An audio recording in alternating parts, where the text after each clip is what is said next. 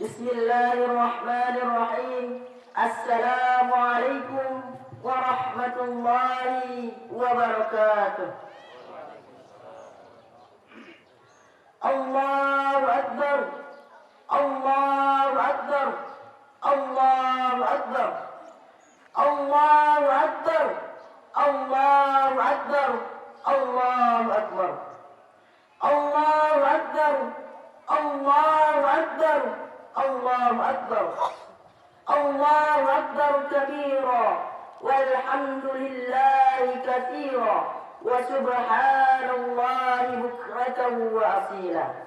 La ilaha illallah wahdah صدق وعده ونصر عبده وأعز جنده وهزم الأحزاب وحده.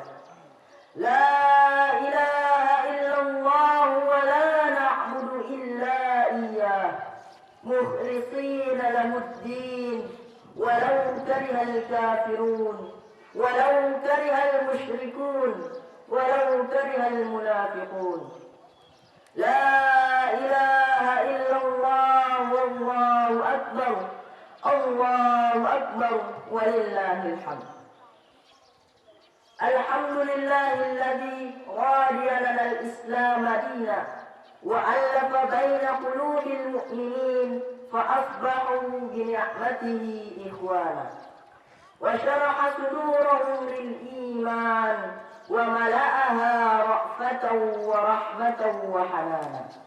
أشهد أن لا إله إلا الله وحده لا شريك له وأشهد أن محمدا عبده ورسوله أوفى البرية عطفا وإحسانا.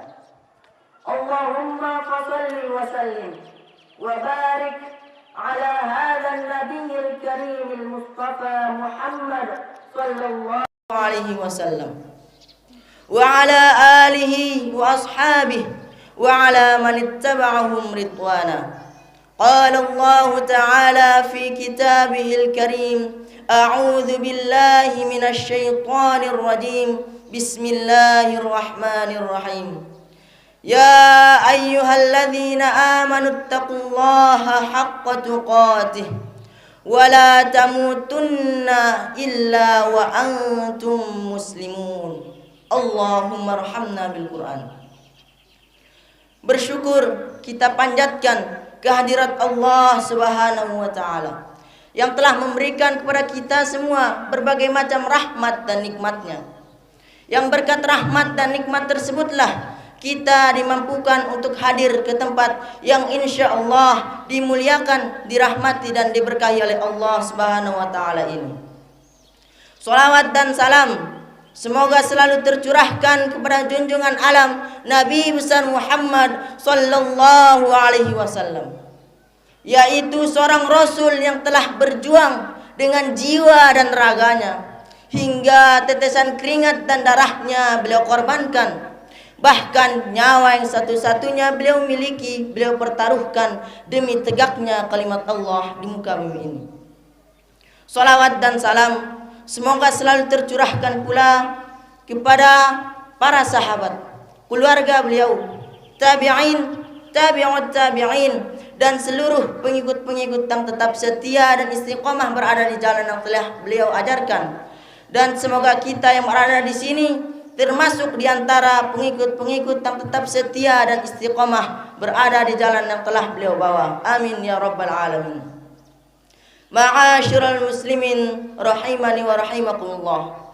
Allahu akbar. Allahu akbar. La ilaha illallah wallahu akbar. Allahu akbar walillahil hamd. Jika kita melihat kondisi umat Islam saat ini, secara jujur kita akui bahwa kita masih dalam masa keterpurukan dalam berbagai bidang kehidupan. Dalam bidang ekonomi, kita saksikan bahwa negara-negara industri kaya dan maju justru berasal dari dunia barat, Uni Eropa, Amerika, Rusia, dan sebagainya. Sebaliknya, negara-negara miskin dan terbelakang justru banyak sekali berada dari belahan dunia Islam.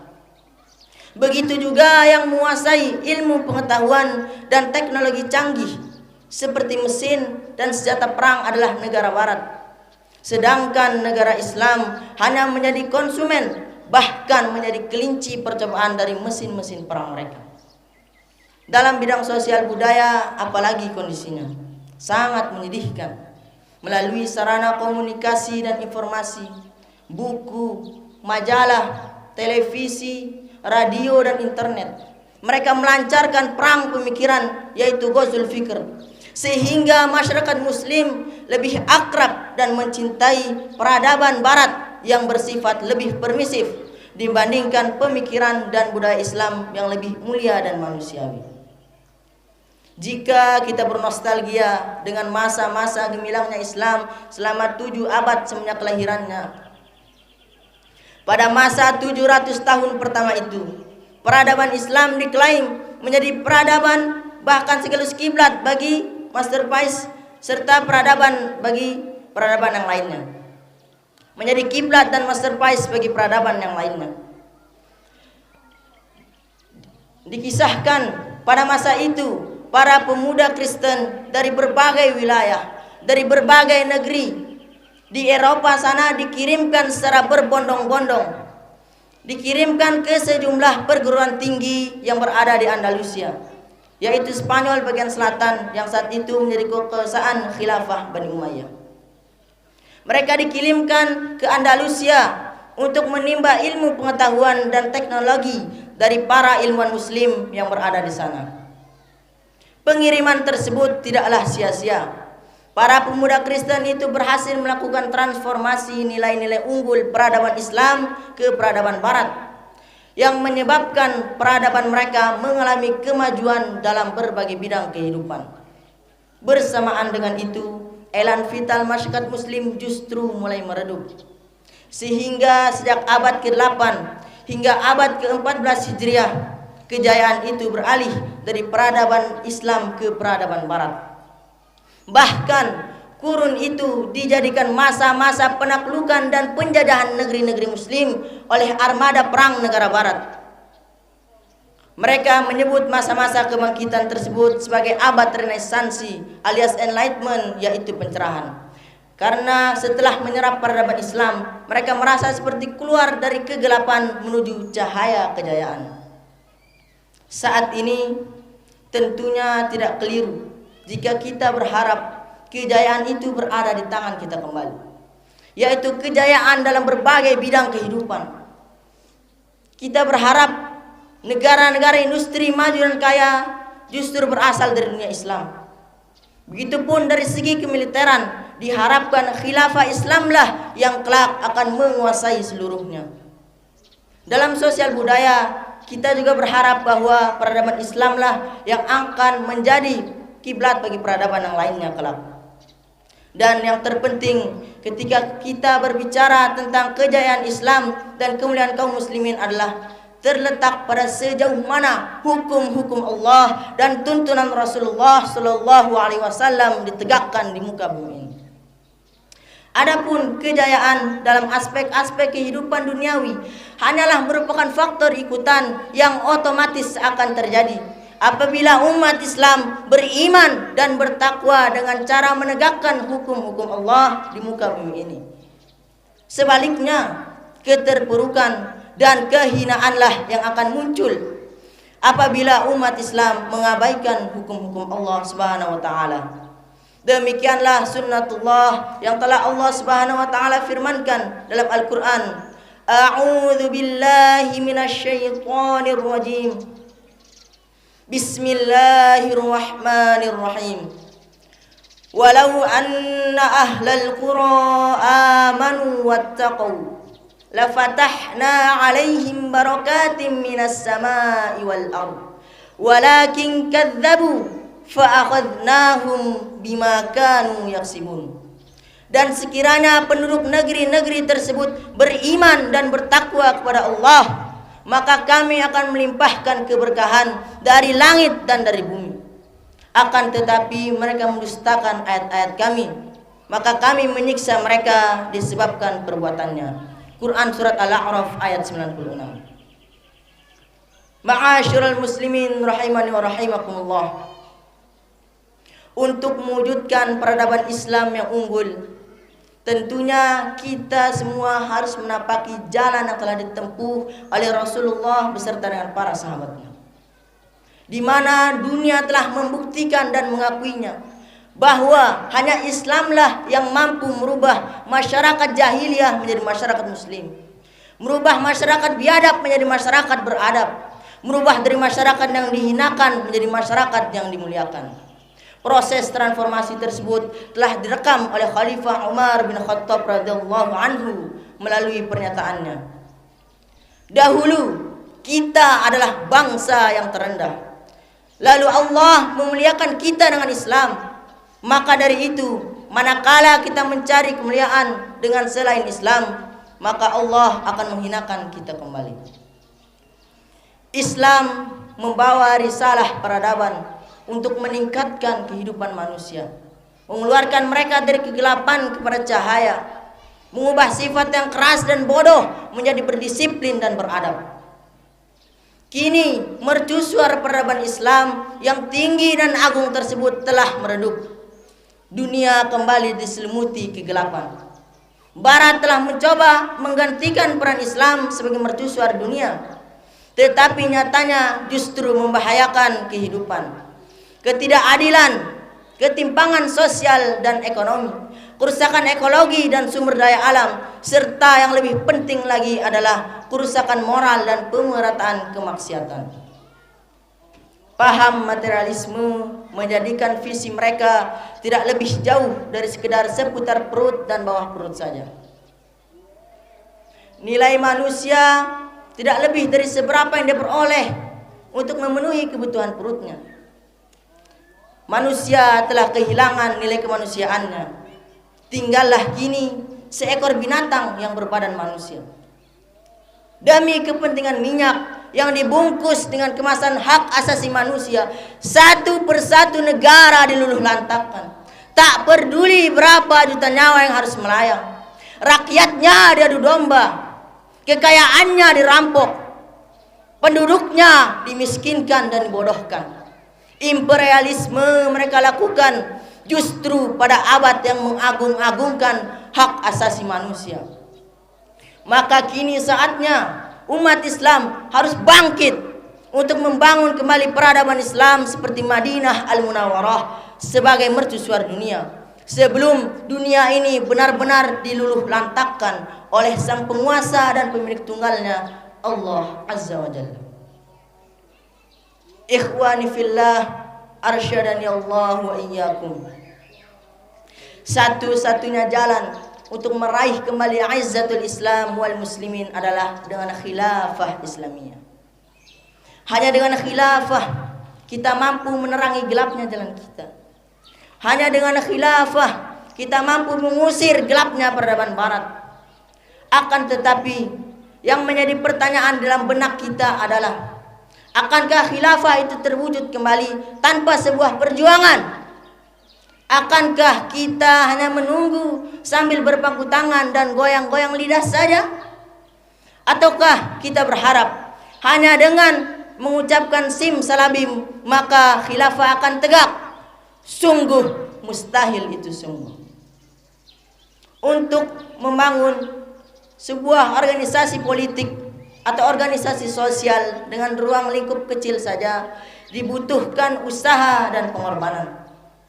Bahkan untuk menyatukan dua orang manusia dalam membangun rumah tangga dibutuhkan sebuah usaha dan pengorbanan.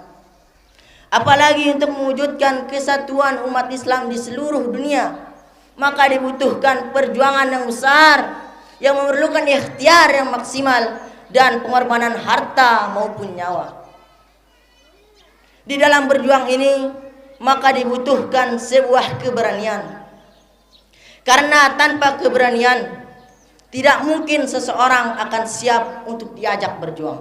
Allah berfirman, "Ya ayyuhalladzina amanu may yartadda minkum an dinihi fasawfa ya'tillahu biqaum yuhibbuhum wa yuhibbunah." Adillatin 'alal mu'minina a'izzatin 'alal kafirin. Yujahiduna fi sabilillah wa la yakhafuna lawmata laim. Dzalika fadlullah yu'tihi man yasha wallahu wasi'un 'alim. Wahai orang-orang beriman, barang siapa di antara kamu yang murtad dari agamanya, maka kelak Allah akan mendatangkan suatu kaum yang Allah mencintai mereka dan mereka pun mencintainya, yang bersikap lemah lembut terhadap orang-orang yang beriman, yang bersikap keras terhadap orang-orang yang kafir, yang berjihad di jalan Allah, serta yang tidak takut terhadap celaan orang yang suka mencela. Itulah karunia yang diberikan Allah kepada siapa yang dikehendakinya. Allah maha luas pemberiannya, maha mengetahui. Dalam ayat tersebut Allah subhanahu wa ta'ala telah menegaskan kepada kita semua bahwa di antara ciri-ciri kaum yang akan memperjuangkan dinullah adalah seorang yang memiliki keberanian, yaitu berani dalam menghadapi rintangan, penolakan, gangguan, celaan, bahkan permusuhan. Oleh karena itulah semua rasul yang telah Allah utus adalah seorang yang pemberani. Begitu juga orang-orang yang melanjutkan perjuangan dirinya. Allah menyebutkan mereka sebagai generasi yang mencintai Allah dan Allah pun mencintai mereka, yang bersikap keras terhadap orang-orang yang kafir dan yang tidak takut terhadap celaan orang yang suka mencela. Keberanian adalah hal yang sangat dibutuhkan agar kita tetap mampu istiqomah di jalan perjuangan. Dan dengan keberanianlah kita mau dan mampu untuk menyelisihi kesesatan, walaupun kesesatan tersebut telah mendominasi di muka bumi ini. Allahu Akbar, Allahu Akbar, la ilaha illallah, wallahu akbar, Allahu Akbar, walillahil hamd. Ma'asyiral muslimin rahimani wa rahimakumullah. Keberanian tentunya dimiliki oleh orang-orang yang memiliki kekuatan. Tetapi bukan hanya kekuatan jasmani yang dimaksud di sini. Imam Nawawi rahimahullah saat mensyarah sebuah hadis, al-mu'minul qawiyyu khairun wa ahabbu ilallah minal mu'minid dha'if. Seorang mukmin yang kuat lebih dicintai dan lebih baik di sisi Allah daripada seorang mukmin yang lemah. Mengatakan bahwasannya kekuatan yang dimaksud di sini adalah keteguhan jiwa dan tertautnya hati pada urusan akhirat.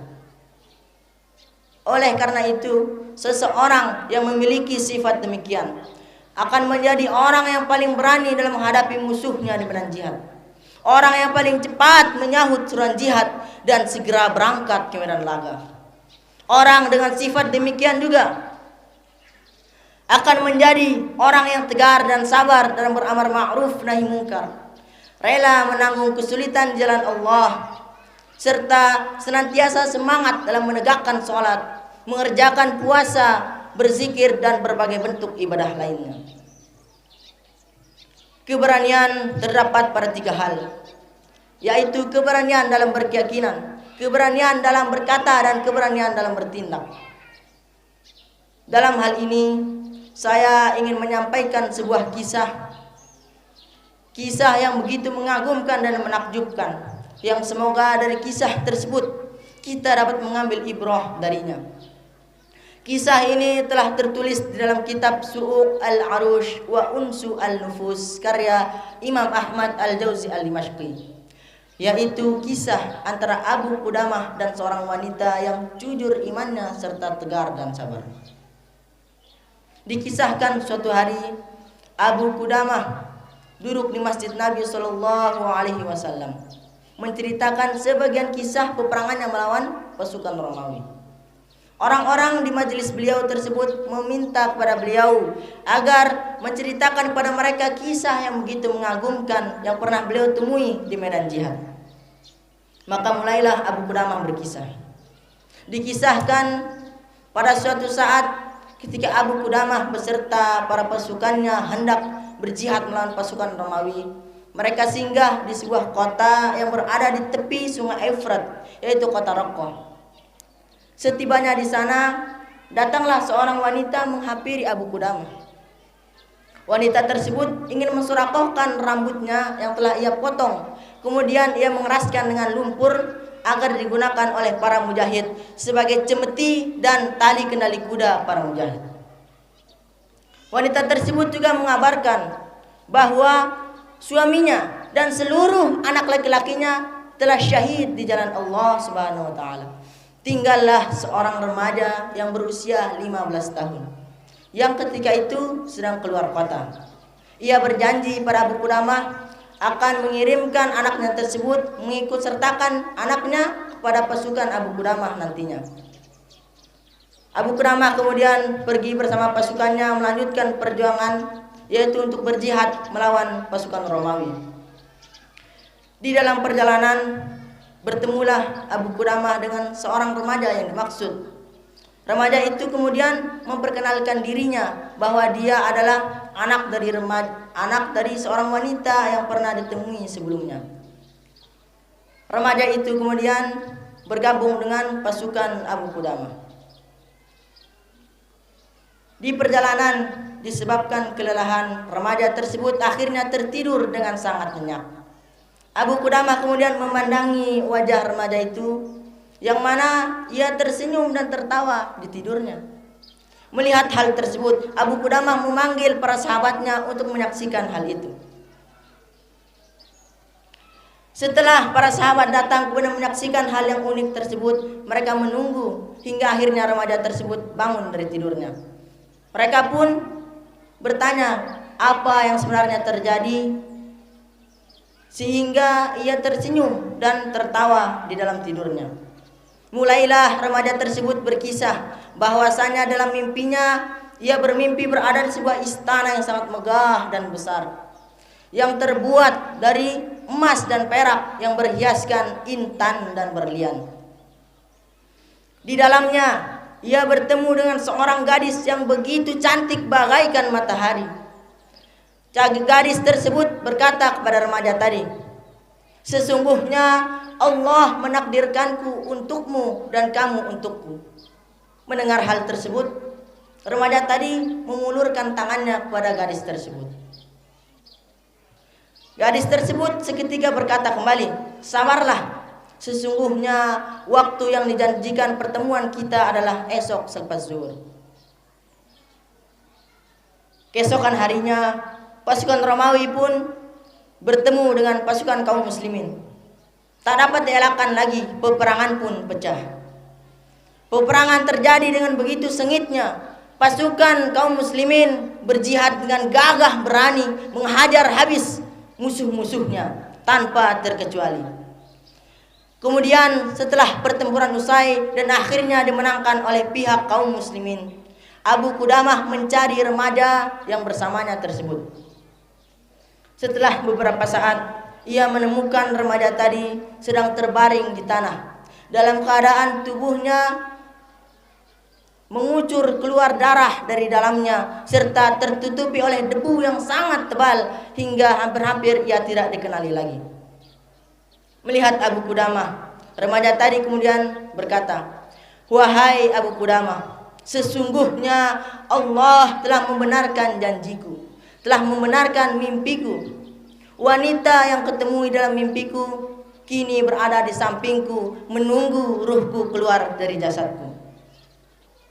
Setelah itu remaja tadi berwasiat kepada Abu Qudamah, "Wahai Abu Qudamah, serahkanlah bajuku yang berlumuran darah ini kepada ibundaku, serta kisahkanlah bahwasanya aku telah menemui syahid fi sabilillah." Setelah beberapa saat, remaja tersebut mengucapkan dua kalimat syahadat, "Asyhadu an la ilaha illallah wahdahu la syarikalah wa asyhadu anna Muhammadan abduhu wa rasuluh." Kemudian ia menghembuskan nafasnya yang terakhir. Sekembalinya Abu Qudamah dari berjihad, ia menemui wanita yang tidak lain adalah ibu dari remaja tadi. Setelah bertemu, wanita tersebut lantas bertanya kepada Abu Qudamah, "Wahai Abu Qudamah, apakah engkau datang kepadaku dengan membawa kabar gembira ataukah kabar duka?" Abu Qudamah kemudian bertanya, "Apa maksudmu wahai ibu?" Ibu itu kemudian menjawab, "Apabila anakku telah syahid di jalan Allah, berarti engkau datang kepadaku membawa kabar gembira. Akan tetapi apabila anakku masih selamat berada dalam pasukanmu, berarti kau sedang membawa kabar duka kepadaku." Mendengar hal tersebut, Abu Qudamah kemudian memberikan pakaian remaja yang berlumuran darah itu kepada ibundanya. Kemudian berkata, "Bergembiralah engkau wahai ibu, sesungguhnya anakmu telah menemui kesyahidan di jalannya Allah Subhanahu wa taala." Ibu itu kemudian menjawab, "Alhamdulillah, semoga Allah menerima simpananku di hari akhirat kelak. Amin ya rabbal alamin." Allahu akbar, Allahu akbar. La ilaha illallah wallahu akbar. Allahu akbar walillahil hamd. Ikhwani fillah, a'azzani Allah wa iyyakum. Begitu besarnya jiwa para pejuang terdahulu. Tidak hanya dari kaum Adamnya saja, tetapi dari kaum Hawanya juga. Tidak hanya dari kalangan dewasanya saja, tetapi dari kalangan pemudanya juga. Seluruhnya adalah syauqi syahid, perindu syahid.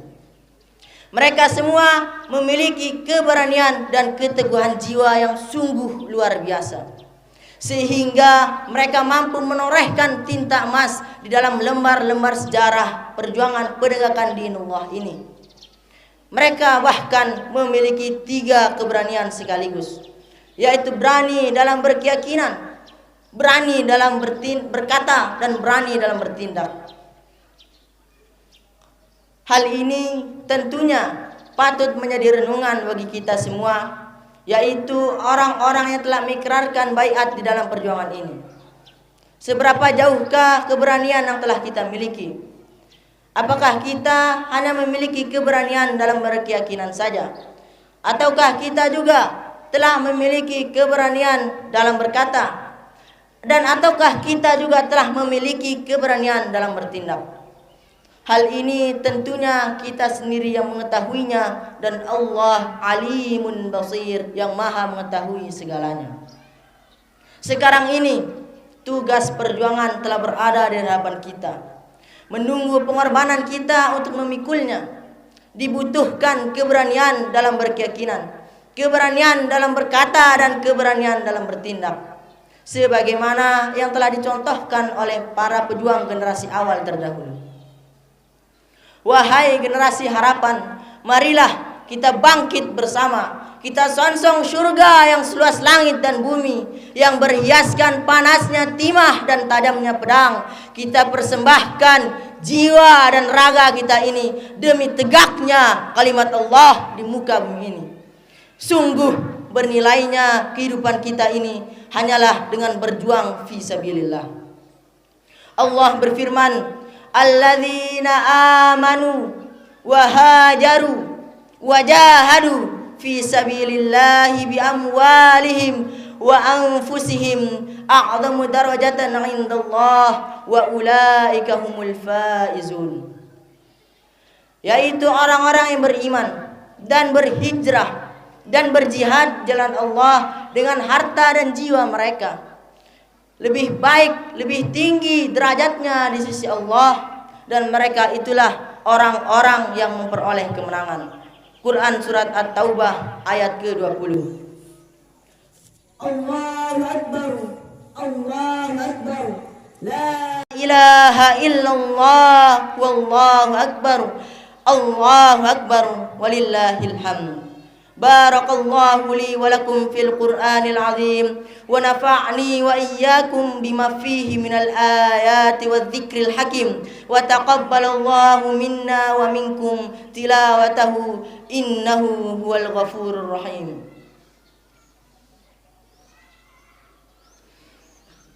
Allahu akbar, Allahu akbar, Allahu akbar, Allahu akbar, Allahu akbar, Allahu akbar, Allahu akbar, Allahu akbar kabira, walhamdulillahi katsira, wa subhanallahi bukratan wa asila.